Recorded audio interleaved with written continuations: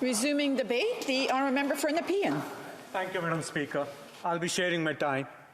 I'm pleased to speak about Bill C-34, an Act to amend Investment Canada Act.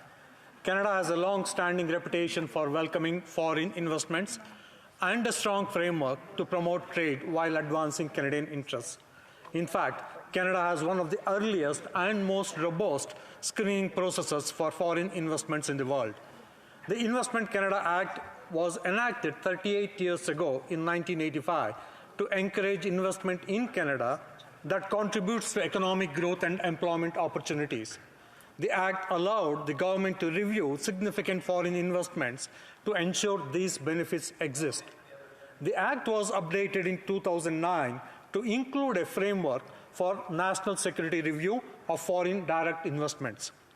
Bill C-34 implements a set of amendments to improve the national security review process of foreign investments and modernize the ICA.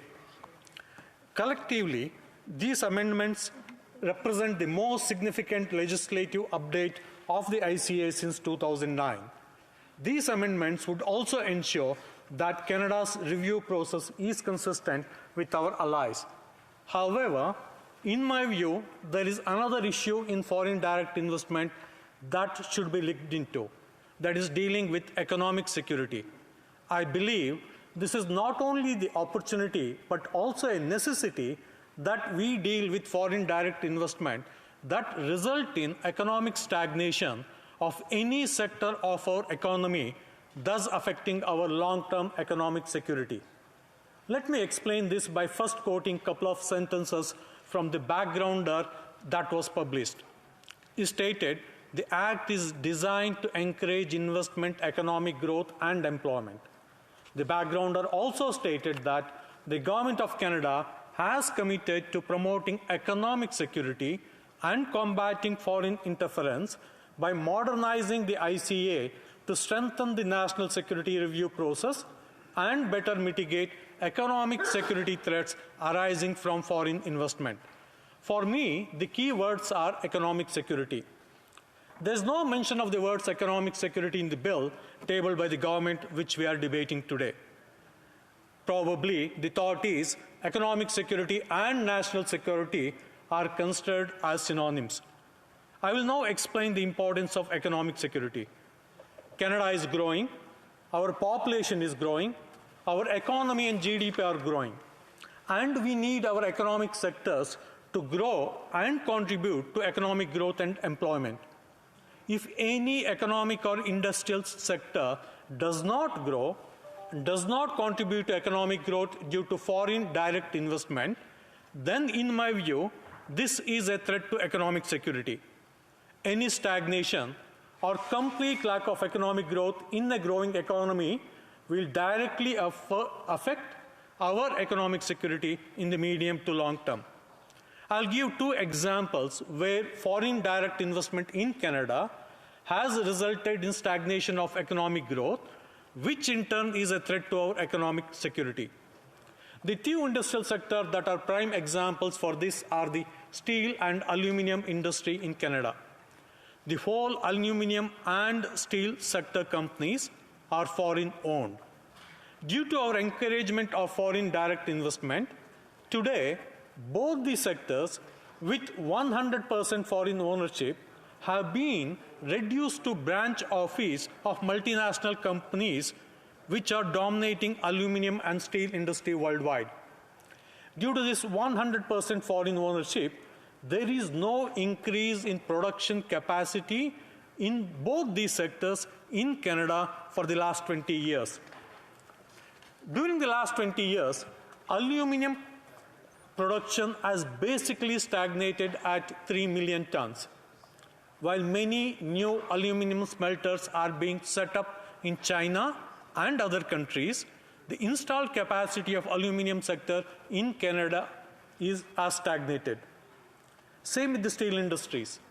During the last 20 years, installed capacity has basically stagnated at about 15 million tons.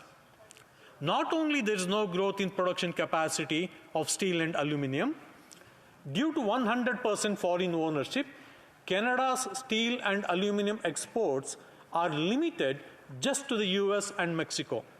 There's hardly any Canadian steel and aluminum exports to Europe or growing markets in Asia. Canada has signed numerous free trade agreements across the world. We have free trade agreement with Europe, with Asia Pacific countries.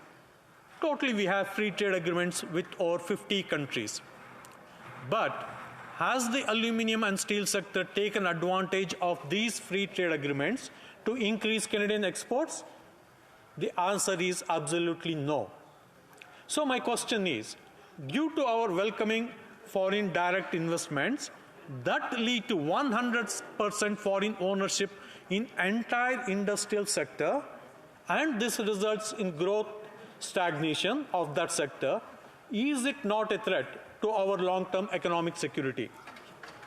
Again, my question is, if 100% foreign ownership prevents Canadian industry not to take advantage of our natural resources and our expertise to export Canadian goods all across the world, is this not a threat to our long-term economic security?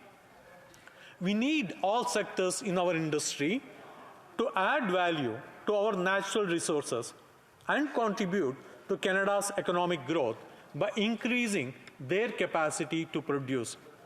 We need all economic sectors to build on our many decades of knowledge and expertise to contribute to Canada's economic growth by increasing Canadian exports across the world. Madam Speaker, I again state, if any economic or industrial sector does not grow, does not contribute to economic growth due to foreign direct investment, then in my view, this is a threat to economic security. Also, any stagnation or complete lack of economic growth in a growing economy will directly affect our economic security in the medium to long term. I call upon this House to take this opportunity to address this shortcoming in the Investment Act. Other than this, I completely agree with everything else that has been proposed in the bill.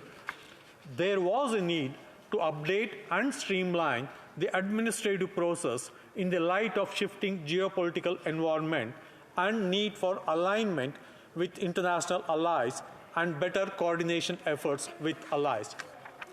The world looks a lot different now than in 2009, when the Act was last amended. The global market has rapidly changed as with shifting geopolitical threats. Canada's interactions with the rest of the world are changing. The government has seen a rise in state-sponsored threat activities from hostile state and non-state actors. They are attracted by Canada's technologically advanced and open economy and world-class research community. The level of sophistication that these threats has also increased. Hostile state and non-state actors are deliberately pursuing strategies to acquire goods, technologies, and intellectual property through foreign investments that will damage Canada's economy and undermine national security while controlling the supply chain of critical goods.